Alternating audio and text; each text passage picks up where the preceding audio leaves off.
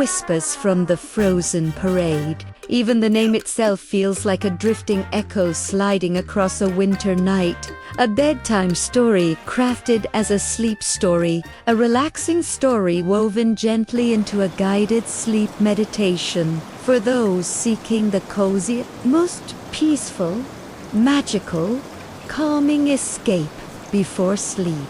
This is Evelyn Blackwood, and tonight on Midnight Murmurs Radio, I'll guide you into a quiet, snow-dusted corner of American history where whispers linger long after the frost has settled. Now, before we step into the frozen streets of Waverly Hollow, I want you to lie down in the softest position you can find, letting your body melt into the warmth beneath you, letting your breath fall slow and quiet, in and out, drifting like winter fog rolling across an empty field. Close your eyes gently, loosen your jaw, soften your shoulders. Let the weight of the day fall away like snow slipping from an old porch roof. This is your safe, quiet place. Nothing demands your attention now. Nothing follows you here. Let your mind become a calm winter road, stretching into a peaceful distance.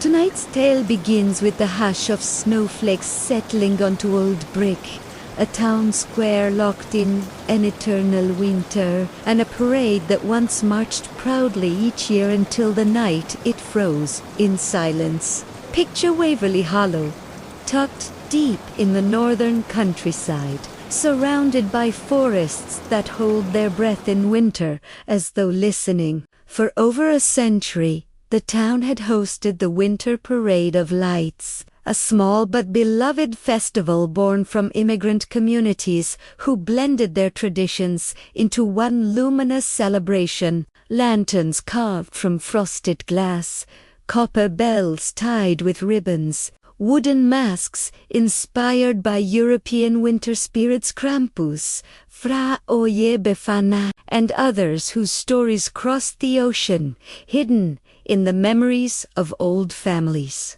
But one year, long before Evelyn Blackwood ever whispered tales into midnight radios, something happened. Something quiet. Something the town never spoke of again. And yet, on nights like this when the snowfall thickens and the moon glows cold, some say, you can still hear the footsteps of the lost parade moving through the square. Footsteps, but no bodies. Lantern glow, but no hands to hold them. Tonight, we follow Clara, a gentle-hearted folklorist who came to Waverly Hollow seeking stories of old winter rituals. She arrived just after dusk, her boots trailing powdery snow along Main Street, the air filled with that pure, ringing silence that only comes when the world is tucked beneath layers of white. The buildings around her had the charm of early American architecture, wood-framed storefronts, red brick municipal halls, heavy oak doors, polished by generations, yet something about them felt paused, as though the town had inhaled and never exhaled. Clara adjusted her satchel, the one holding her journals, her old tape recorder, and her grandmother's silver pendant, which flickered faintly whenever she stepped close to a place thick with history or with secret. As she passed the old parade route marked by faded brass plaques embedded in the ground, the pendant warmed against her skin, not painfully, just enough to whisper you're close. The snow around the plaques looked untouched, though no one had shoveled them. No footprints, no disturbances, just perfect, powdery stillness. The deeper Clara walked, the more she felt enveloped by a strange quiet. Even the wind muted itself. Far off, a single bell chimed soft, distant, as though swung by invisible hands. Clara paused, breath visible in thin white clouds, and whispered to herself, "Was that part of the old parade?" Her voice fell flat, absorbed instantly by the air. "No, hecho." Another bell rang, closer this time, followed by the faint swish of something brushing across snow. She listened, slow, rhythmic, deliberate, like a procession moving with ceremonial grace. Lantern light shimmered ahead, pale and bluish, floating low to the ground. Clara's heart remained steady, not frightened, but entranced, drawn in by a gentle pull woven into the winter air. Her pendant grew warm again, casting soft gold through her scarf. The floating lights began to take shape, aligning into a silent parade moving past her. No faces, no bodice, just silhouettes carved from shimmering frost, drifting as though remembering the steps they once took. In their midst, one figure paused. Its outline flickered, almost human, almost smoke. Clara felt no fear, only an immense, serene stillness, as if the world had folded into a dream. The figure raised what would have been its hand and pointed toward the Old Town Library, the place local whispers claimed held the truth of the parade's final night. The lights dimmed. The bells faded. The frozen parade slipped into the dark as quietly as it had appeared. Clara exhaled softly, breath fluttering like a small prayer. Her path was clear, and yours is to drift ever deeper into rest. As the story fades, allow yourself to drift into a peaceful sleep. Clara stood still in the fine snowfall, drifting like the breath of a wandering spirit in the winter sky. And as her heartbeat slowly aligned with the silence of Waverly Hollow, the tresses of the frozen parade seemed to remain suspended in the air, as if the scene she had witnessed was not an illusion, but a memory briefly awakened. She tightened her fingers around the pendant, warming at her chest, the small golden light seeping through the spaces between her fingers and forming a faint halo across her collarbone, giving her the sense that she was walking exactly where she was meant to, that whatever lay beneath the frozen layers of this town was opening for her because of something ancient, something long-waited. The wind brushed past, carrying the scent of damp pine, of history pressed deep into the soil, and of secrets that were never written down. As Clara turned toward the town library, a red brick building with late 19th century American architecture, she noticed the street lamps dimming one by one, as though an unseen hand was slowly lowering the world into a twilight meant only for winter spirits. Not darkness, just a soft surrender of light, as if giving room to something older, deeper, and far more comfortable in the cold. The Waverly Hollow Library stood still at the end of the quiet street, its windows fogged, its ledges thick with snow. No footsteps, no voices. Only the gentle, rhythmic sound of snowfall, soft, steady, like muffled applause from an invisible audience waiting for the next act of a long-forgotten procession. Clara pushed the wooden door. It opened without a creak, strange for a building more than a century old. Inside, the air was warmer than expected, and soft light from a few old desk lamps spilled over towering bookshelves where thousands of volumes slept under the breath of time. But something made her stop. The entire library looked frozen in the posture of a winter evening from decades past. On a reading table near the window lay a folded woolen scarf, faintly scented with lavender. A book sat open at its midpoint, with a pencil marking the place, as if its reader had stepped away only a minute ago. A porcelain teapot beside it still held warmth when Clara touched it. She whispered, "Someone wash. Ere pues." But when she listened, there were no footsteps, no breathing, no rustling pages, only a faint sound, like the soft stroke of a quill writing somewhere among the dark shelves, steady and distant. She moved deeper into the library, the pendant growing brighter with each step. Whenever she approached a place where the air felt heavier, the light flickered gently as if offering a quiet warning. Clara reached the local history archive, the least visited corner of the library. A brass plaque read records of winter festivals since 1863. When she opened the first drawer of the filing cabinet, the entire room seemed to fall into an even deeper hush. The air grew thick. It felt like opening a doorway into a folded crease of history untouched for generations. Inside were brown leather journals, their pages darkened with age and their edges worn soft. She opened one. It recorded details of winter festivals, participants' names, masks, traditions, music. Everything appeared ordinary until she found the thin, water-stained volume from 1904.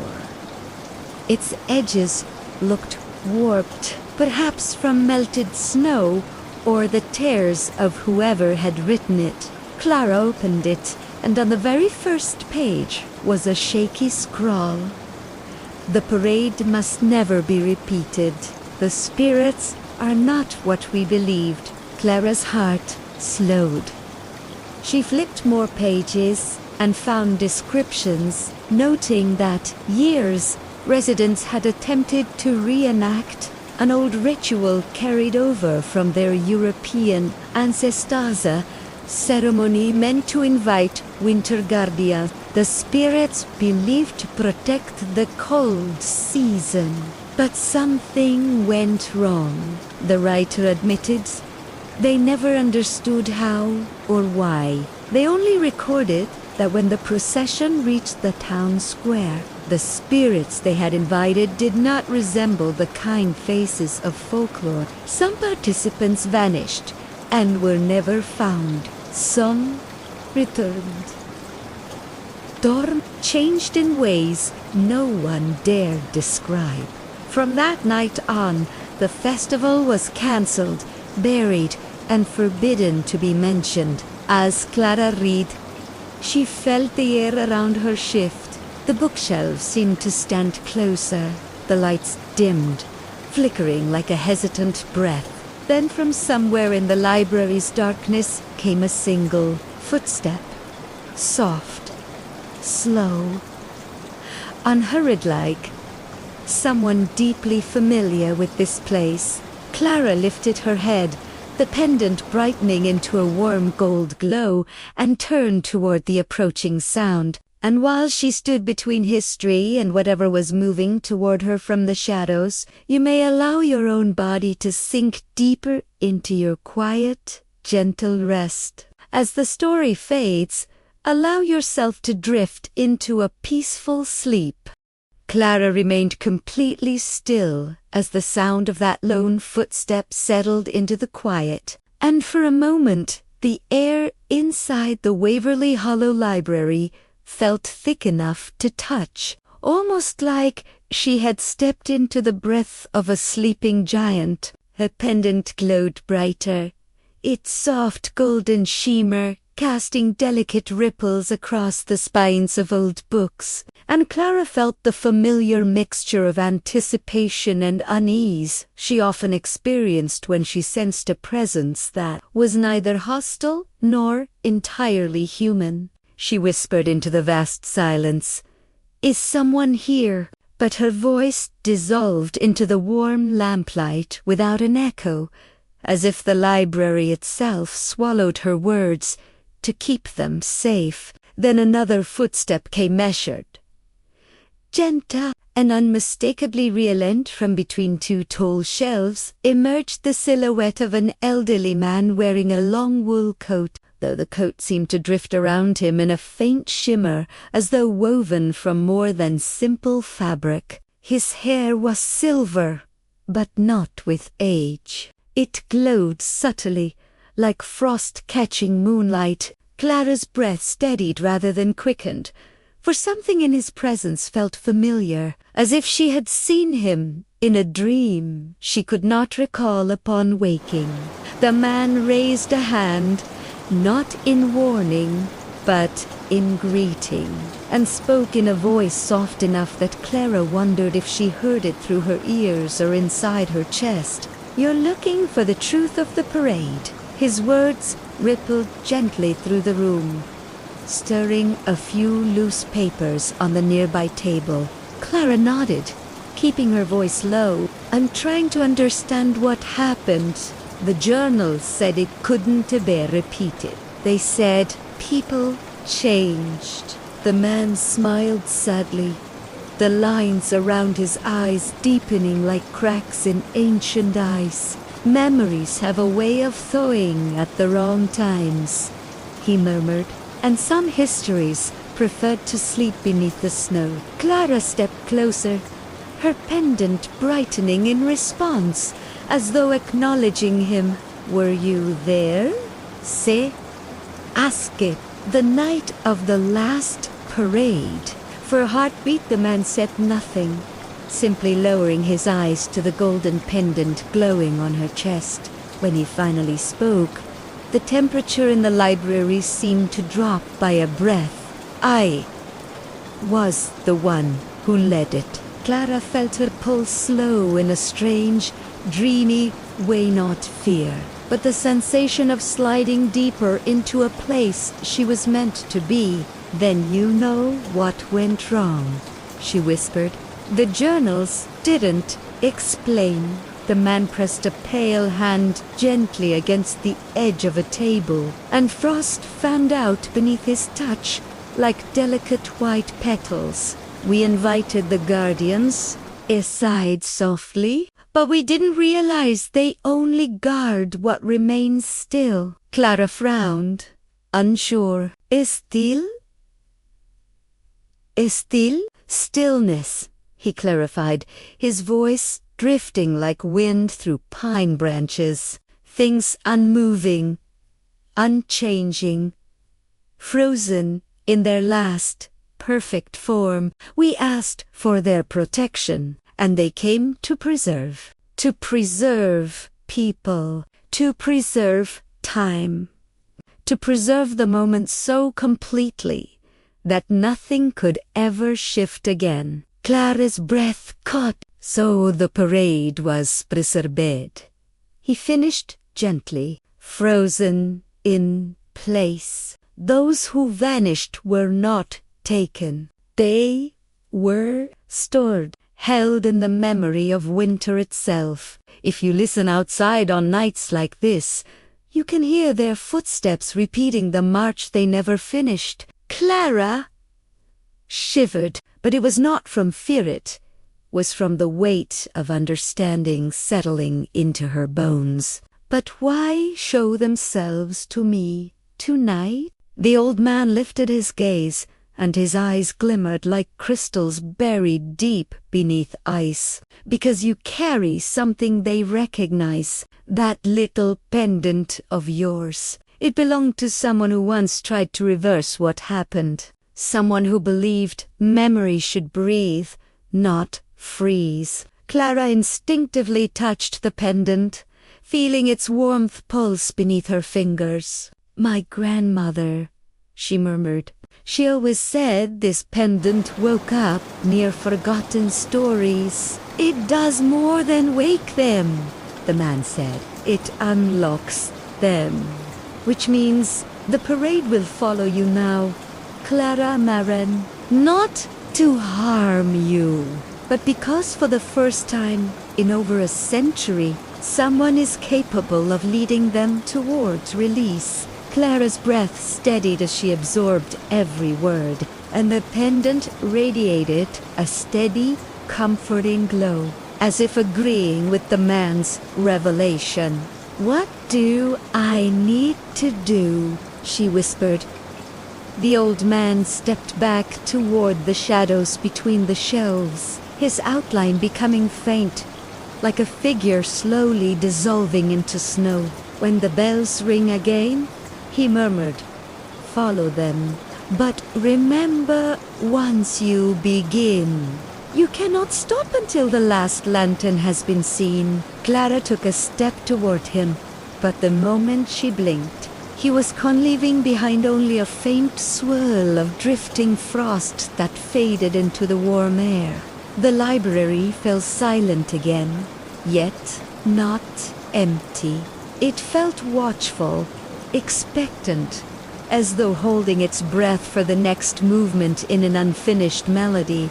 Clara pressed her hand to her pendant, feeling its warmth and weight, and whispered to herself, "I guess this is where the real story begins." And somewhere outside, muffled beneath layers of snow, a single bell chimed soft and deliberate. As that sound settles into your own quiet night, allow your breath to soften and your body to sink a little deeper into calm. As the story fades, allow yourself to drift into a peaceful sleep.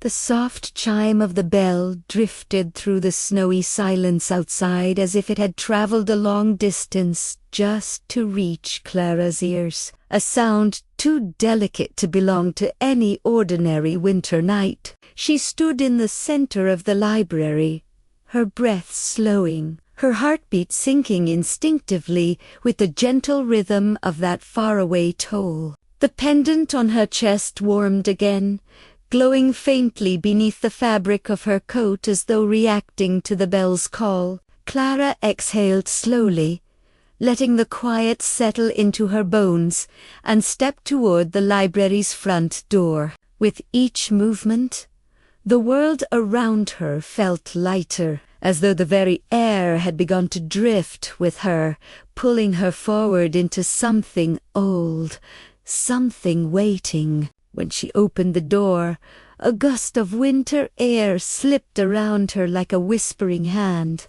Outside, Waverly Hollow lay, coated in a fresh layer of powdery snow, the lamplights dim as if caught between waking and dreaming. The sound of the bell chimed again, this time closer, clearer, echoing down the long street in a slow and steady rhythm. Clara stepped out, closing the library door gently behind her, and followed the faint trail of sound. The quiet houses lining the streets seemed to lean inward, watching her passage. Frost coated their windows in intricate patterns that looked almost like the swirling emblems of old parade banners. Clara hesitated, brushing her gloved fingers over a windowsill, feeling the cold grow sharper beneath her touch. The pendant pulsed softly against her chest, urging her on. She continued down the street, her boots leaving crisped impressions in the untouched snow. Each step made a soft crunch that seemed to echo louder than it should. The bell chimed again, one clear note, floating above the rooftops like a memory returning to the surface. She followed it past the post office, past the old bakery with its lights long extinguished for the night, until she reached the town square. The snow here was untouched, lying in an impossibly smooth blanket as if no one had walked across it in 100 years. Clara stopped at the edge, inhaling slowly. The pendant grew warmer, the glow shining faintly through her coat as if preparing itself for something inevitable. Another chime. But this time the sound came from beneath the snow. Clara blinked, listening. The bell rang again, off, distant, yet unmistakably below her feet. She knelt, brushing her hand over the surface of the snow. As she touched it, the snow shimmered faintly, swirling like powder, suspended In a dream, slowly, a faint outline took shape beneath the surface. A lantern. Clara leaned closer. The lantern's frame was metal, old and ornate, its glass clouded with ice, yet a pale blue glow flickered within it, a glow that moved like breath. Before she had time to think, the snow covering the lantern melted in a slow, graceful spiral, revealing it fully, though no heat had touched it. The lantern rose upward, floating gently until it hovered at Clara's eye level, its pale flame flickering in greeting. Clara whispered, "You're the first lantern." The wind shifted, carrying a soft murmur through the square, a faint chorus of voices layered together, distant, wistful, and strangely gentle. She felt no fear. Instead, a deep calm settled through her, the kind of calm that comes when facing something that has waited far too long to be found.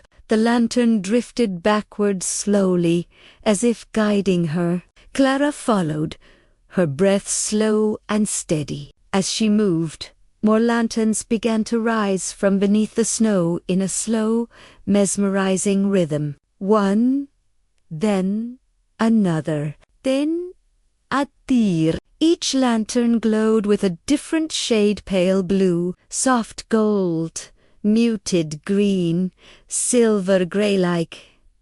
The colors of winter spirits.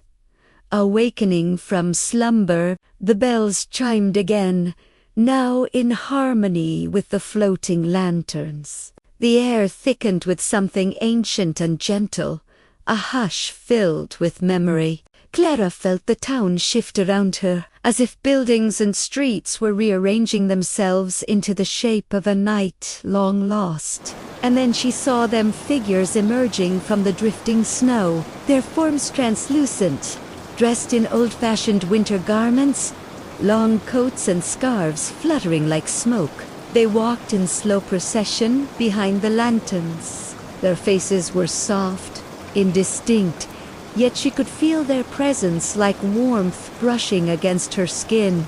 The frozen parade. The guardians preserved memory. Clara stepped forward, her boots sinking softly into the glowing snow as she whispered, "I'm here. I'll lead you." The figures paused, their heads turning toward her in a movement so synchronized it felt like a single breath shared among them. The lanterns brightened in response, their light shimmering like ripples on frozen water. Slowly, the parade began to move again, forming a winding path through the square. Clara walked at its front, guided by the pendant's warmth and the slow chime of the spectral bells. As she took her place among them, she felt a soft pressure light, a gentle hand settling on her shoulder. Acknowledgement, acceptance, trust. She let her breath soften, embracing the quiet magic swirling around her. Snow drifted down in slow, dreamy spirals, each flake catching the lantern light before dissolving into the night. The parade moved forward, patient and silent, like time healing itself with every step. And as Clara walked deeper into the heart of the glowing procession, you may let your own breath settle into a calm, steady rhythm, allowing the quiet winter night around you to soften the edges of your thoughts. As the story fades, allow yourself to drift into a peaceful sleep.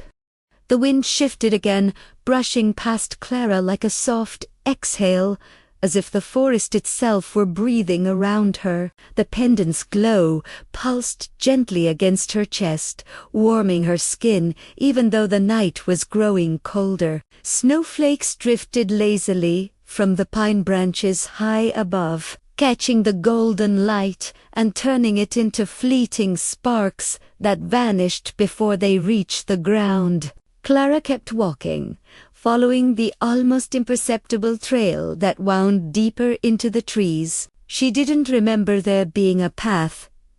Here no? A real one. At least, yet the forest parted for her, as though it recognized the pendant she carried. The silence grew heavier. The kind of silence that felt ancient, layered with memories she couldn't hear, but could somehow sense. She thought again about the whisper she had heard earlier, her name, called with such familiarity that it had chilled her more than the cold air ever could. Who was it? Oh, what was it?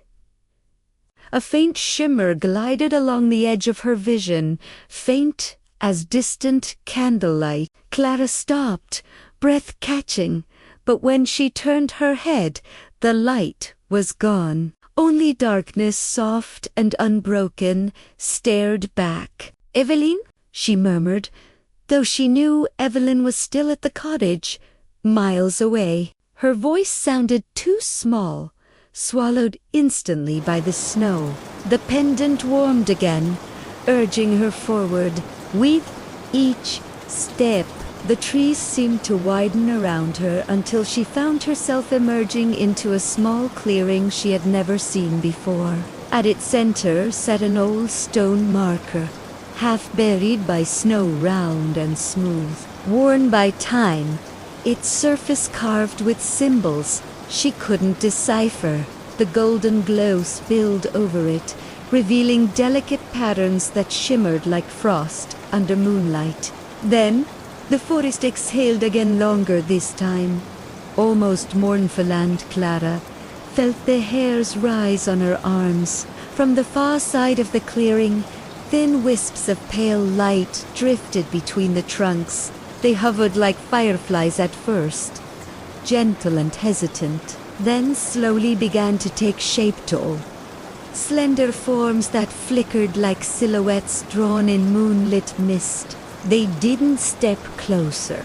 They merely watched, shimmering with a quiet patience that made Clara's breath tremble in her chest. She should have been afraid. Anyone else would have run.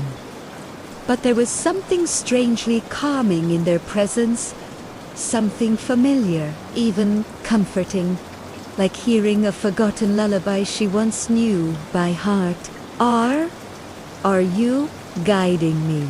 Her voice quivered despite her attempt to steady it. A faint ripple passed through the ghostly figures, as if her words had stirred the air around them. The pendant throbbed softly in response. Clara reached down and brushed loose snow from the stone marker, clearing the ancient symbols one by one. Her fingertips tingled, the air humming faintly, as though the stone recognized her touch. A memory she didn't know she possessed flickered, an image of the same clearing, the same stone, but bathed in warm summer light instead of winter snow. A laughing voice beside her, a hand holding hers. Clara blinked hard, the image dissolving before she could grasp it. "What was that?" she whispered. The forest gave no answer, but the apparitions shifted again, their pale forms leaning subtly closer, urging her to remember, urging her to continue. The pendant brightened until the clearing glowed like a lantern nestled within the forest's dark heart. Clara pressed her trembling hands to the stone surface once more. A faint vibration pulsed beneath her palm. Something beneath the stone, something old, was beginning to awaken. The vibration beneath Clara's hand grew steadier, like the faint, rhythmic thrum of a distant heartbeat slowly rising to the surface after centuries of sleep. Snowflakes trembled across the stone, as though stirred by an invisible current. Clara swallowed hard, her breath fogging the cold air, but she didn't pull away. The pendant brightened again, casting long, golden threads of light that spilled over the clearing and washed across the faces of the spectral figures lingering at the tree line. They shimmered in response, their outlines pulsing gently, as if acknowledging the awakening beneath the stone. A low hum drifted up through Clara's palm, soft at first, then warmer, almost melodic. It seeped through her fingers and up her arm, filling her with a strange warmth that didn't belong to the winter night. Her heart raced, not from fear but from an inexplicable sense of recognition. Whatever was stirring below, she somehow knew it wasn't meant to harm her. She leaned closer, the pendant dangling just inches from the carved symbols. The golden light illuminated every etched curve, an ancient rune, revealing details she hadn't noticed before. Overlapping circles, delicate lines branching outward like frozen rivers. And in the center, a small indentation shaped like a teardrop. As she watched, the indentation filled with lighter like the glow of the pendant drawn downward, as though answering a silent call. The humming deepened. The stone began to warm beneath her hand. The ghostly figures drifted forward another step, their movements as slow and fluid as drifting fog. Clara felt their presence settle around her, not threatening, but expectant, like an audience holding its breath. "What do you want me to see?" Clara whispered. Her voice barely carried, but the pendant responded instantly, flaring bright enough to momentarily outshine the moon. A sharp crack split the air, echoing through the clearing like breaking ice. Clara flinched, jerking her hand back as the stone beneath her shifted. A thin line of light traced itself across the marker's surface, carving a glowing seam through the ancient runes. The snow scattered, falling away as warmth pushed upward from below. The seam widened. Light spilled through it, soft and golden, swirling like a small whirlwind of luminous dust. Clara stared, wide-eyed, her breath caught somewhere between awe and disbelief. Inside the opening, narrow but unmistakably, something wrapped in layers of time-worn fabric, delicate as a cocoon buried beneath centuries of winter. The spectral forms froze, their shimmering outlines stilling as though in reverence.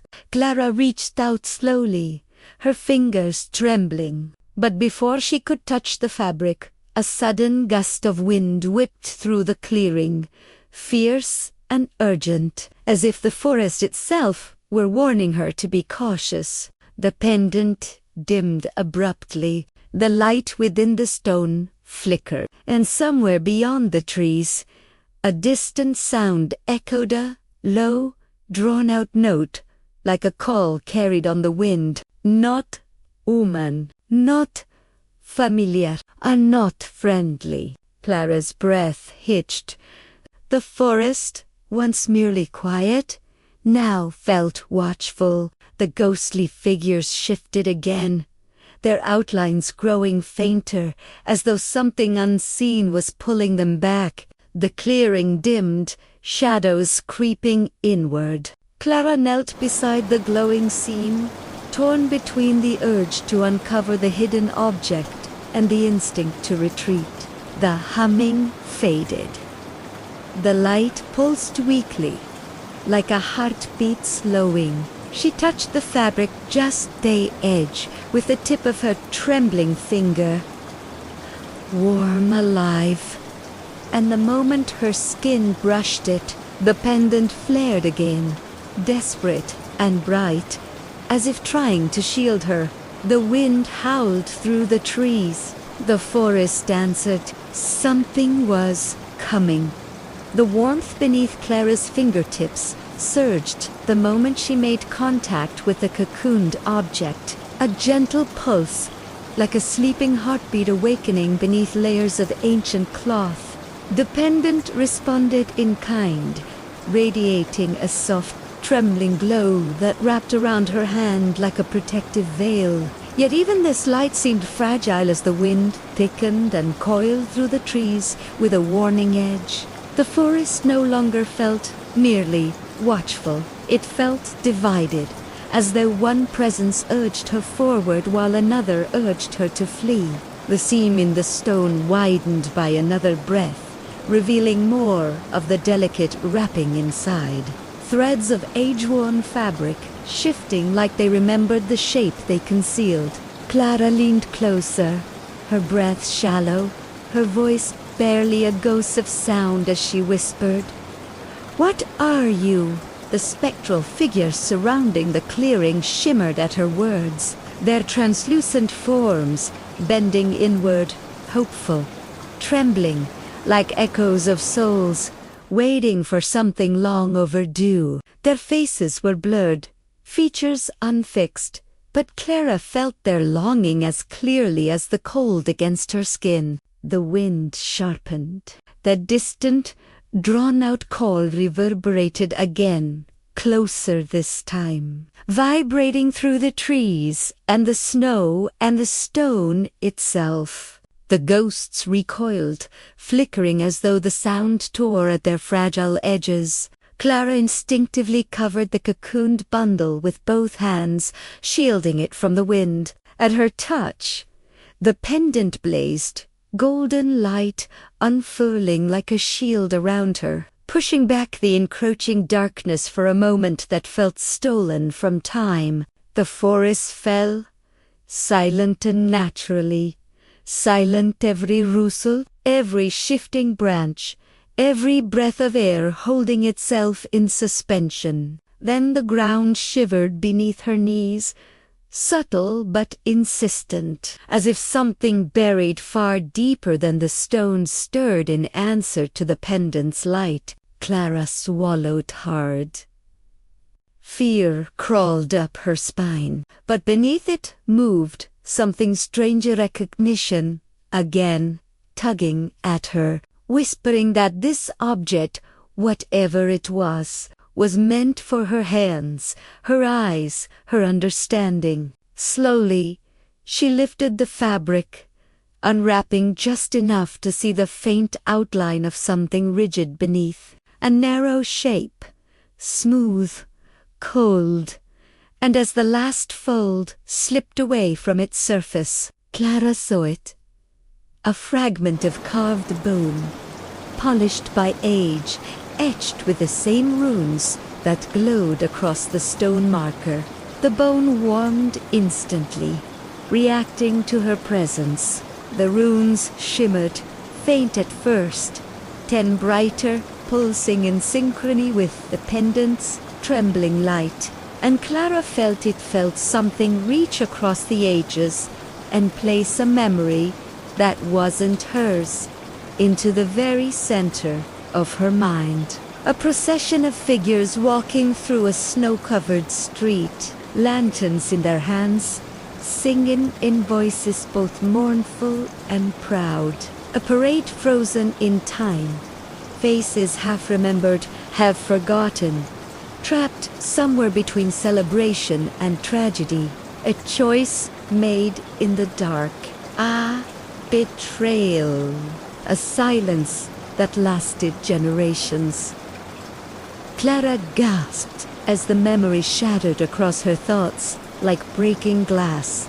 The light from the bone fragment surged, casting images across the clearing, shadowy silhouettes, marching in circles, their lanterns flickering with fire that wasn't the fire at all. The wind roared.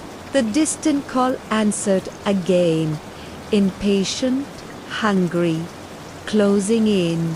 The spectral figures around her shrank back, their forms nearly dissolving into the snowy air.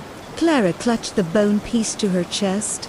The pendant reacted instantly, wrapping her in a cocoon of shimmering warmth. She rose slowly to her feet, unsure whether the trembling in her legs came from fear or destiny. The runes along the stone marker dimmed, the seam narrowing as though the world were trying to reclaim what it had briefly allowed her to see. "I'll return," Clara whispered. She didn't know why she said it, only that the promise felt pulled from somewhere deep inside her. The wind circled once more, but the threatening edge eased, leaving behind a quiet that was heavy and expectant. The spectral figures lingered only a breath longer, their blurred faces softened by gratitude or relief before, dissolving into trails of silver mist, drifting upward toward the tree. The clearing fell still.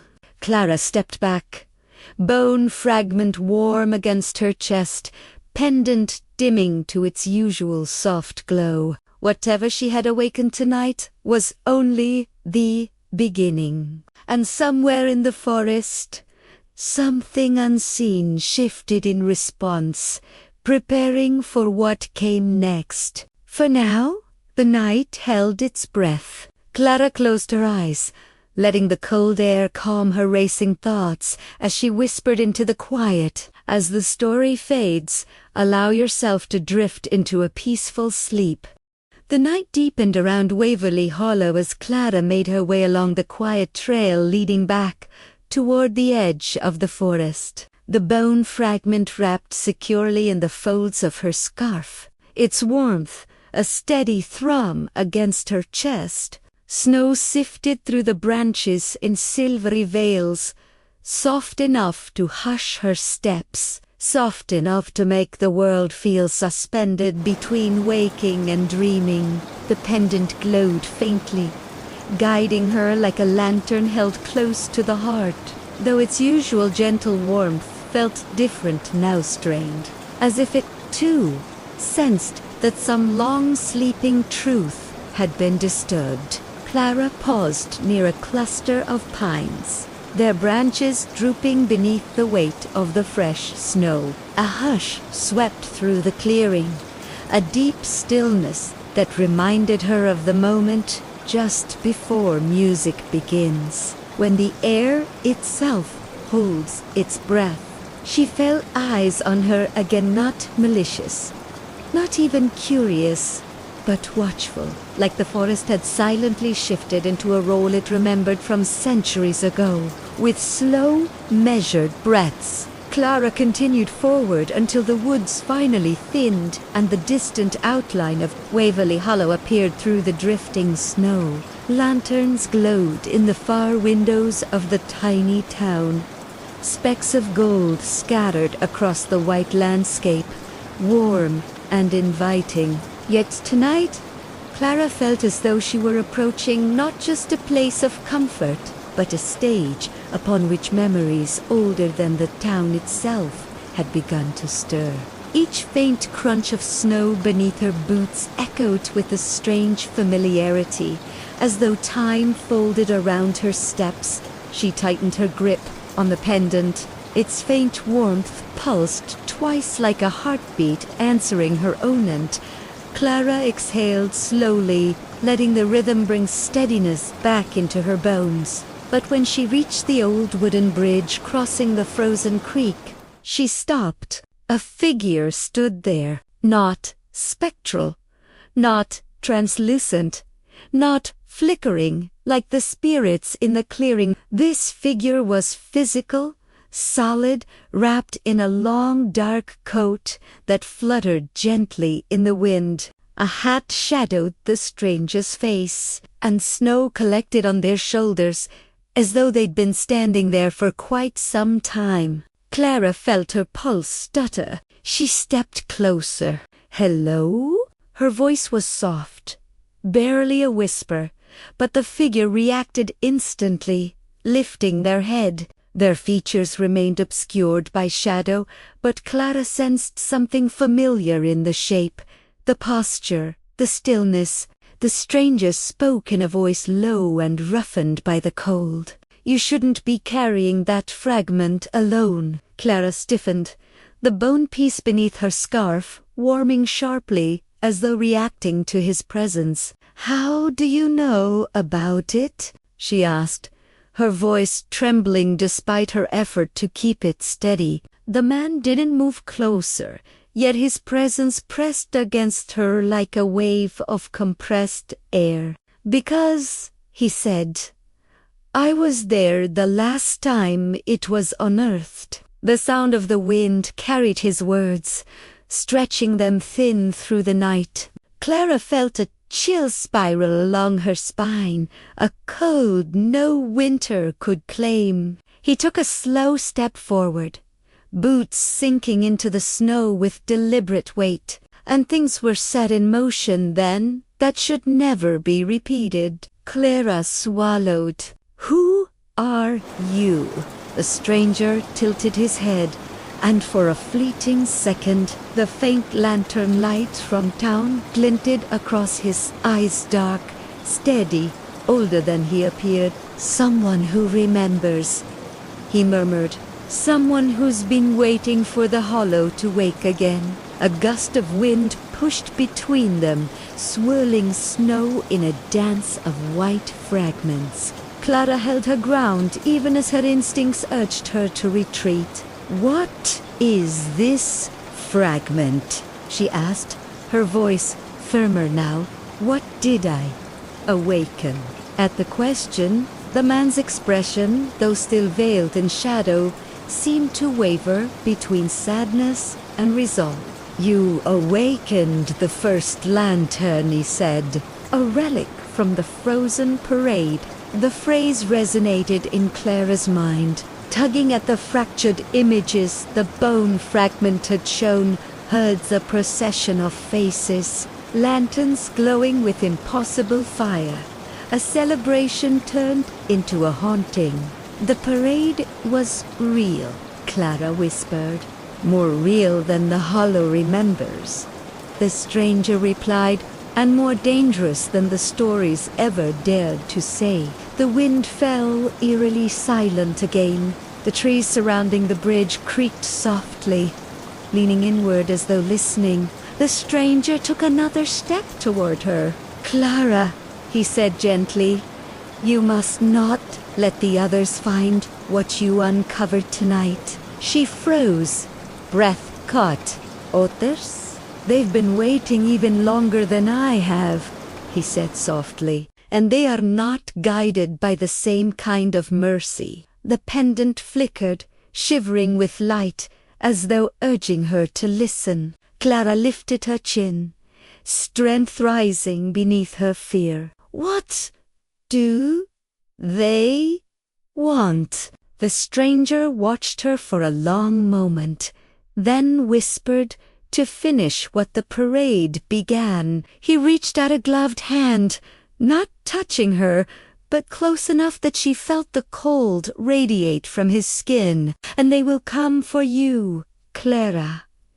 They will come for the fragment." The snow swirled between them again, soft and slow, like tiny frozen ghosts drifting through the air. The stranger stepped back, fading into the deepening darkness at the far end of the bridge. "Whatever you do," he murmured, "do not return to the clearing alone." Clara opened her mouth to speak, to demand more answers.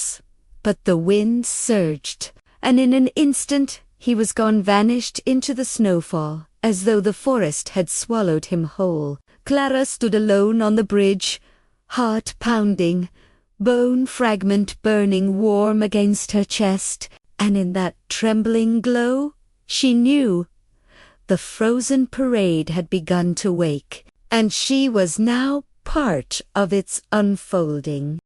Clara remained on the bridge long after the stranger vanished, the snow settling around her boots in a slow, deliberati hush, as if the night itself urged her to keep still and listen. The bone fragment pulsed again beneath her scarf once, twice like a soft warning thudding against her ribs. She touched it gently, feeling the heat radiate outward, a warmth too alive to belong to winter. The man's final words drifted through her mind like smoke. "They will come for the fragment." The thought clung to her, but alongside the fear rose something else, a thin thread of determination, weaving itself through the quiet trembling of her breath. She stepped off the bridge, her boots crunching into the fresh snow, and made her way back toward Waverly Hollow. Lantern lights flickered faintly ahead, blurred into halos by the drifting snow. The town seemed peaceful, untouched by the tremors of the forest. Yet tonight, Clara sensed an undercurrent, a hum beneath the silence, as if the hollow itself had begun to stir awake. As she reached the first row of houses, she paused.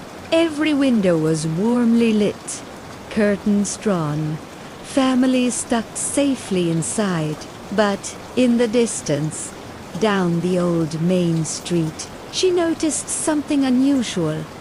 A faint glow, bluish and wavering, drifting slowly across the square like a lantern carried by an unsteady hand. Clara blinked.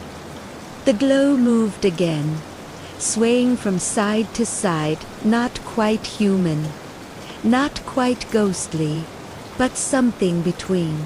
She stepped closer, instinct overriding hesitation. The pendant warmed again, its light swelling gently beneath her coat, casting soft pulses that glowed through the fabric like a heartbeat guiding the way. As she neared the center of town, the cold deepened, seeping through her gloves and settling inside her bones. The blue glow hovered near the old fountain ornate, smoke of a relic carved with scenes of the hollow's earliest settlers. Clara recognized the figure instantly, not because she'd seen it before, but because the memory from the bone fragment made it familiar. A tall woman in a long coat, holding a lantern with frost swirling inside instead of flame. Her face was blurred, shifting like a reflection on rippling ice, but her posture, the sorrow in her shoulders, the quiet ache in the tilt of her head felt unmistakably human. Clara whispered, "Are you one of them?" The lantern figure froze, the blue light flickering. She turned slowly, her face still indistinct, but Clara felt the weight of her gaze settle on her. The air grew still, the snow freezing mid-fall for a heartbeat before drifting down again. Then the figure's lantern lifted, pointing not at Clara but at the ground beside the fountain. Clara followed the direction of the gesture and saw it. Faint footprints in the snow, half-formed, leading away from the square toward the old district near the abandoned rail yard. Multiple sets. Some human, some not. The lantern figure lowered her arm, the blue light dimming as though exhausted. Clara stepped toward her, heart pounding. "Are you warning me?" The woman's head tilted, and for a moment her blurred features seemed to settle into something clear, eyes full of grief. Mouth parted as if trying to speak, but then the wind stirred, shattering her outline into ribbons of blue frost. The lantern figure dissolved, drifting upward like icy mist that vanished into the night. Clara stood alone in the square, breath trembling, fear curling inside her chest like a tightening ribbon. Others. The stranger's warning rang sharper now. She knelt near the footprints. They were fresh too, fresh none. The ones leading to the rail yard were spaced oddly, as though whoever made them moved with broken steps or an unnatural rhythm. The pendant pulsed again in her hands, urging, guiding. She rose, brushing snow from her coat, and followed the trail down the narrow, forgotten street. The hollow grew quieter with each step. Houses gave way to old brick warehouses, their windows dark, their roofs heavy with icicles that hung like jagged teeth against the faint glow of street lamps. Clara's breath echoed softly in the thinning air, her footsteps muffled by the snow. Then she heard a faint crunch behind her, barely audible but unmistakable. She turned slowly.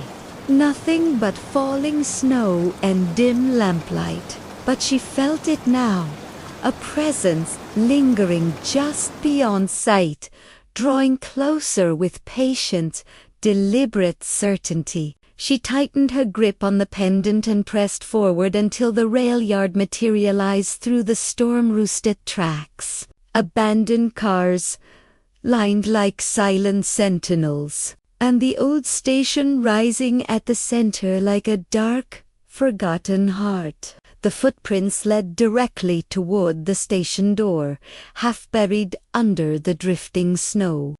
Clara hesitated at the threshold. The air around the station felt heavier, thicker, charged with an energy that prickled across her skin. The bone fragment radiated steady heat warning or guidance. She couldn't tell. She pushed the door open. The hinges groaned, the sound echoing like a long-held breath escaping into the cold. Inside, the darkness felt alive, shifting subtly as the pendant's faint light spilled across the worn wooden floor. Then she saw them shadows gathered near the far wall, clustered around something resting on a crate. A lantern.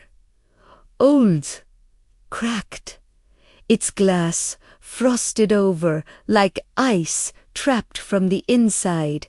The shadows froze as Clara entered, their shapes tall and thin, bending in unnatural arcs, as if they remembered human form but no longer adhered to it.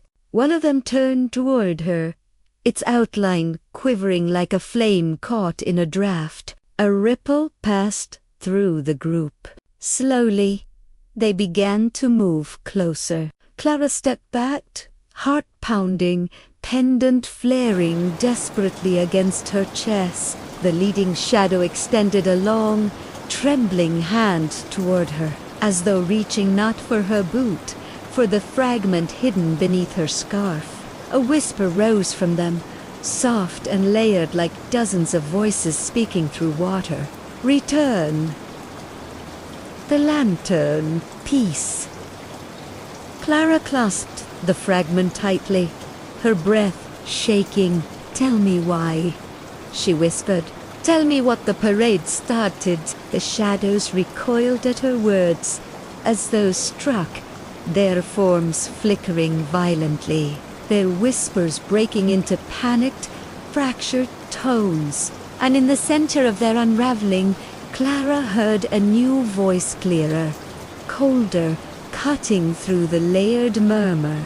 Because, it said, the parade was never meant to end. The lantern on the crate cracked with a sharp snap of ice. Light blue and cold began to seep through the fractures, and Clara knew she had walked directly into the heart of the awakening asterisk. The crack spreading across the lantern's frozen glass sounded like a brittle bone snapping beneath ancient ice, sharp enough to slice through the thick quiet of the abandoned station. Clara's breath hitched in her throat, the cold air stinging her lungs as the shadows surrounding the crate recoiled, their forms jittering like disrupted reflections on dark water. The blue light seeping from the fractured lantern pulsed with an unnatural rhythms, deliberate, as though something inside it were breathing, expanding against the glass that had held it captive for far too long. The pendant at Clara's chest flared in response, a warm golden tremor that surged across her skin and down her arms. She felt the bone fragment throb beneath her scarf, resonating with the lantern's pulse in a way that made her knees weaken. The shadows stiffened as the light grew brighter. One of them, taller than the rest, its outline bending in crooked angles, reached a wavering hand toward the lantern, but the blue glow flared violently, forcing the shadow backward as if rejecting its touch. Clara took an involuntary step closer, fascinated, despite the fear twisting tight inside her ribs. "What is it?" "Ah," she whispered. The shadows whispered back in a trembling chorus, their layered voices rippling like cold waves across stone. "A memory? Trapped? A promise? Unkept?" The lantern's light intensified without warning, spilling across the floor in sharp ribbons, casting long, distorted silhouettes against the peeling walls. Clara shielded her eyes, squinting as the glow flickered once, twice like the heartbeat of someone trying to rise from deep sleep. The shadows nearest the lantern writhed and shrank, their forms thinning as if the illumination burned through the essence that held them together. Clara took another step, her boots crunching over frost, creeping across the wooden boards. The floor beneath the lantern had frozen solid, thin sheets of ice, stretching outward like delicate glass petals. As she drew closer, the pendant's warmth surged again, the golden light beneath her coat shimmering through the fabric. The lantern responded. The blue glow dimmed, then shifted, swirling inside the shattered glass, like a storm trying to gather shape. A faint silhouette appeared within the frost of face, barely formed, blurred and distant, but undeniably human. Clara's breath trembled. Ah, woman. The same woman she'd seen in the town square. The lantern figure.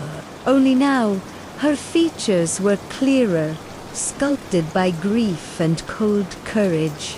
Her lips moved, soundless, like someone speaking from behind layers of ice. Clara leaned closer, straining to hear. The bone fragment warmed sharply, and a sudden wave of sensation crashed through her mind. The station dissolved around her.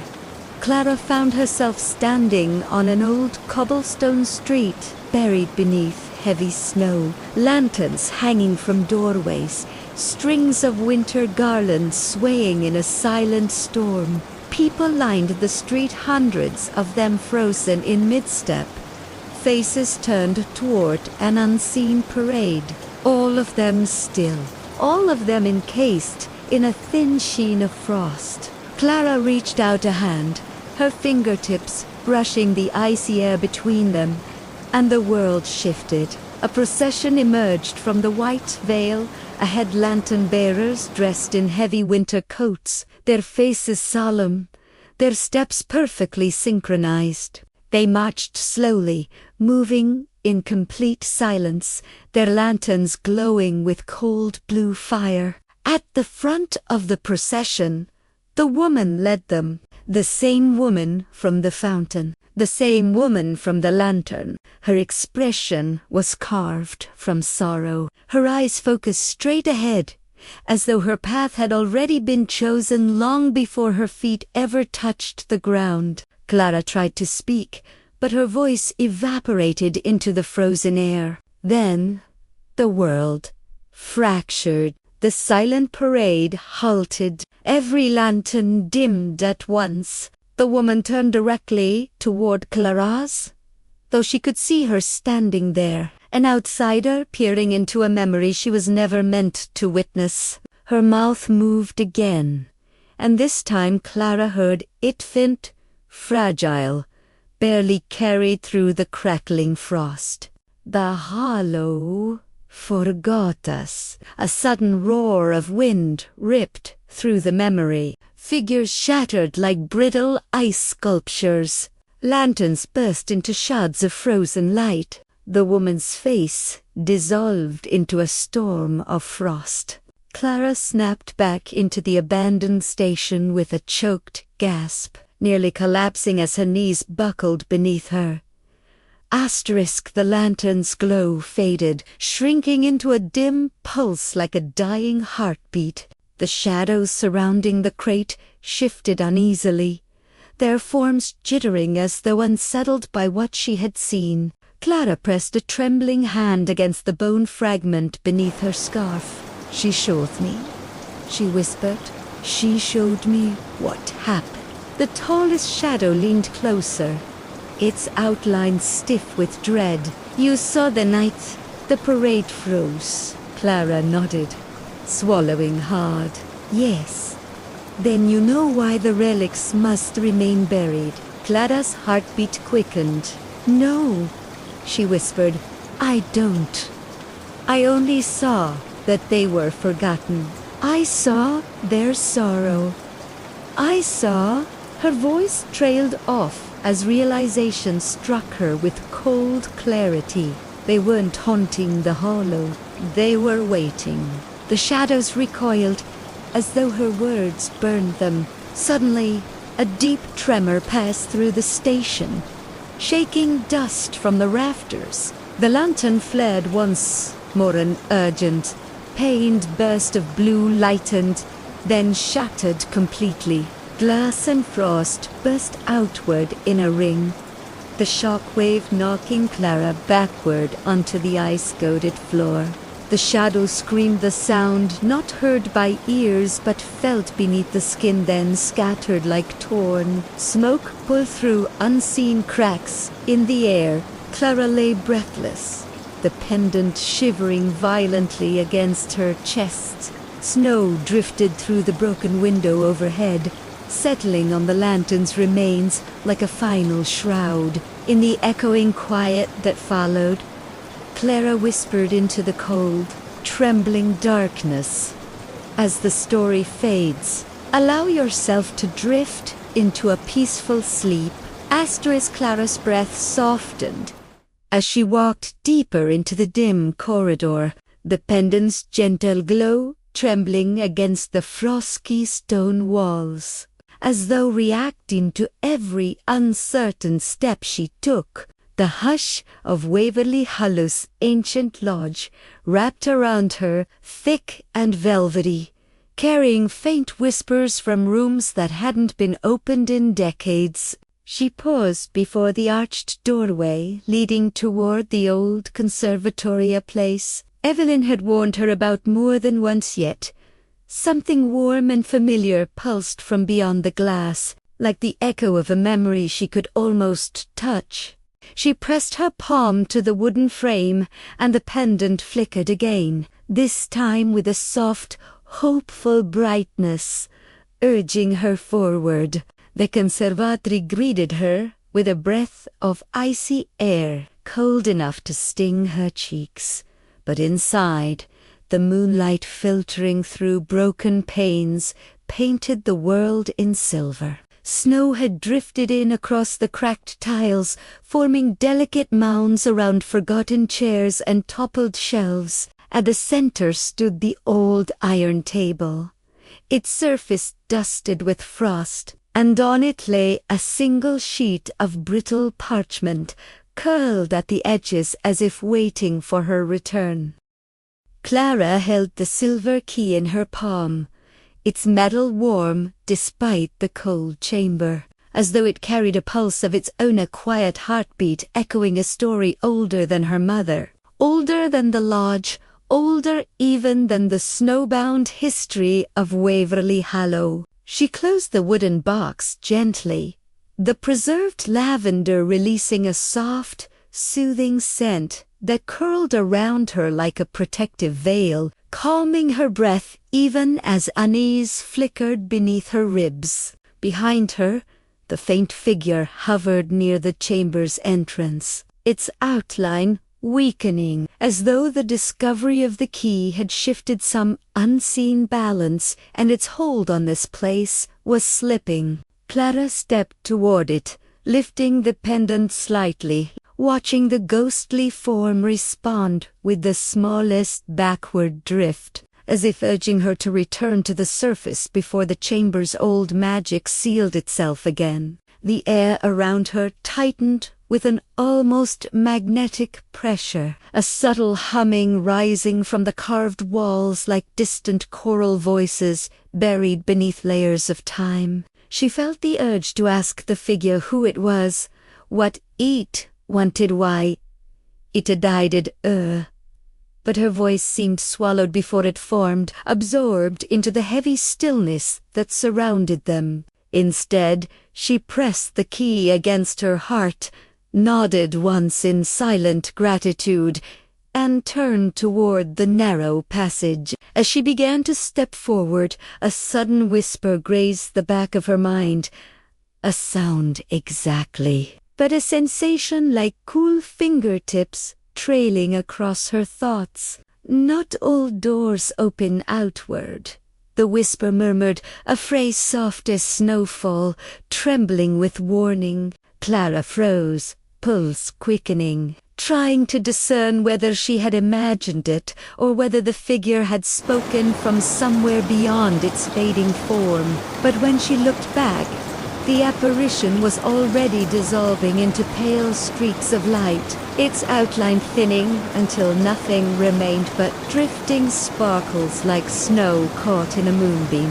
The passage seemed longer on her return, the walls breathing with faint luminescence as the pendant continued to glow, reacting to symbols she hadn't fully noticed before. Some pulses quickened as she passed, others dimmed, and for a moment she felt as though she were walking through a memory rather than a tonala memory, not her own, stitched from echoes of those who had come before, each leaving a trace that pressed gently into her awareness. When she finally pushed through the stone seam and re-entered the frost-layered conservatory, a shiver rolled down her spine. The chandeliers flickered overhead, sending shadows gliding across snow-covered tiles, and the air was colder than when she had first entered, heavy with the scent of winter roses and old secret. Clara stood in the center of the room, clutching the key, uncertain whether the lodge felt protective or predatory tonight. Outside, the wind swept against the glass panes with a hollow moan, as if carrying distant voices through the frozen woods. She lifted the key to the pendant, watching as its glow wrapped gently around the metal, responding to it with an almost affectionate resonance. Whatever door this key belonged to, it was tied to the pendant's power and to her mother's past. Clara tucked it safely into her coat and made her way toward the double doors leading back into the main hall. Each step quiet but firm, knowing she was walking not only deeper into the mystery, but deeper into a history she had inherited long before she understood its weight. The lights dimmed behind her as she left, the conservatory settling into its cold silence, as though closing its eyes after revealing something sacred. Clara stepped into the main hall, the ancient wooden floor creaking softly beneath her boots, as though acknowledging the quiet shift in fate she carried within her pocket. The chandeliers above cast a dim amber glow that wavered with every gust of winter wind pressing against the old window panes, their soft trembling creating a rhythm that soothed her breath even as tension curled beneath her skin. She walked down the corridor, past portraits draped in dust and velvet shadows, each face painted with eyes that seemed to follow her, as if recognizing the key she now held, a long-lost thread that tied her family to the lodge's most guarded secrets. A hush settled around her, thick and velvety, broken only by the whispers of distant floorboards adjusting to the cold. As Clara reached the grand staircase, a sudden chill floated up from below, brushing her ankles like a warning. But the pendant warmed against her collarbone in gentle reassurance, pulsing its muted glow as if guiding her toward a destination she had yet to uncover. She descended slowly, each step echoing into the cavernous darkness until she reached the foyer, where moonlight spilled through tall, arched windows, painting silver pads across the marbled floor. There, near the far wall, an old cabinet stood ornate, imposing, carved with swirling patterns of winter storms and processions of masked figures marching beneath a snow-filled moon. The Frozen Parade. A legend, her mother once whispered late at night, her voice hushed and trembling, speaking of a procession that appeared only in the coldest winters, carrying the lost, the forgotten, and the guilty toward an unseen realm. Clara approached the cabinet, sensing the pendant's glow intensify, the key warming in her pocket as if responding to a silent invitation. When she reached out to trace the carvings, a faint vibration hummed beneath her fingertips, and the masked figures seemed almost to shift in the moonlight, their outlines softening, their eyes deepening into shadow. She pressed her ear gently against the cabinet door, expecting silence, but instead she heard its soft steps, distant, rhythmic, like a line of people marching through snow. The sound faded before she could steady her breath, leaving her with a tremble she couldn't quite shake. Clara stepped back, her heartbeat fluttering as she realized the key in her pocket might belong not to a door she could see, but to something hidden beyond ordinary sight, something that waited for her to choose whether to unlock it. She turned away, knowing tonight was not the night to open ancient doors. Not while the echoes still murmured behind the cabinet's carvings.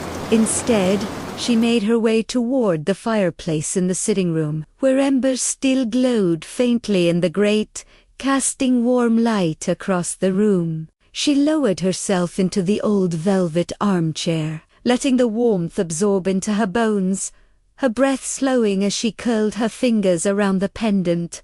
The lodge settled around her like an old lullaby creak in beams, whispering drafts, soft shadows, drifting across the walls, mysteries vast, patient, waiting. Clara closed her eyes, letting the quiet hum of the house surround her, knowing the Frozen Parade would reveal more when it was ready. For now, she allowed her body to soften, her heartbeat to ease, her mind to rest in the calm before the deeper unraveling. And as the story fades, allow yourself to drift into a peaceful sleep. If you're enjoying these quiet journeys through winter secrets, don't forget to subscribe and support Midnight Murmurs Radio.